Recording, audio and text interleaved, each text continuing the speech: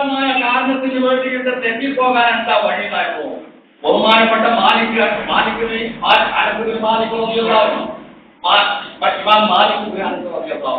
നാല് മധുരമാണ്. അതിൽ ഒന്നാമത്തെ മധുരവ് വേണമെങ്കിൽ മാലിക് ഇമാമിന്റെ മധുരമാണ്. ഷാഫി ഇമാമിന്റെ ഉസ്താദാണ്. സുബ്ഹി നമസ്കാരത്തിൽ ഖുർആൻ ഓതാൻ പാടില്ല, തെറ്റാണ് എന്ന അഭിപ്രായക്കാരാണ് മാലിക് ഇമാം. അദ്ദേഹത്തിന്റെ ശിഷ്യനായ ഇമാം ഷാഫി റഹിമഹുല്ലാഹ് ഖുർആൻ സുബ്ഹിക്ക് ഓതണം സുന്നത്താണ് എന്ന അഭിപ്രായക്കാരാണ്. എന്തേ ഈ അഭിപ്രായ വ്യത്യാസം ഉണ്ടാകാൻ കാരണം? ഹദീസ് വ്യാഖ്യാനിച്ചിട്ടുള്ള ഹദീസ് സഹിയാണോ സഹിയല്ലേ എന്ന് ചർച്ച ചെയ്തെടുത്തുകൊണ്ടാണ്. അങ്ങനെ മാലിക് ഇമാമിന് മരിച്ചു.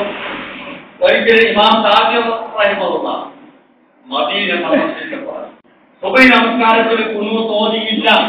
അദ്ദേഹത്തിന്റെ ശിഷ്യന്മാർ പറഞ്ഞു, നിങ്ങൾ ഖുനൂത്തും ഓതിയില്ല, തഹ്ബീഹ് സുജൂദ് ചെയ്തിട്ടില്ലല്ലോ, എന്താ പറയുക? ഖുനൂത്ത് വേണ്ട എന്നൊക്കെ വെച്ചോളാം. അതിൽ ബഹുമാനപ്പെട്ട ഇമാം ഷാഫി റഹിമഹുല്ലാഹ് പറഞ്ഞത്, എന്റെ അഭിമന്യനായ മാലിക് ഇമാമിനെ മറവ് ചെയ്ത പ്രദേശം. അദ്ദേഹത്തെ മറവ് ചെയ്ത ഇമ്മണ്ണിൽ വെച്ചിട്ട് ഞാൻ ഇവിടെ വെച്ച് ഖുനൂത്ത് ഓതുക എന്ന് പറഞ്ഞാൽ അദ്ദേഹത്തെ ധിക്കരിക്കുന്ന തുല്യമാണ്. അതുകൊണ്ട് ഞാൻ വിട്ടുന്ന ആ വിട്ടുവീഴ്ച ഇമാമിനോട്.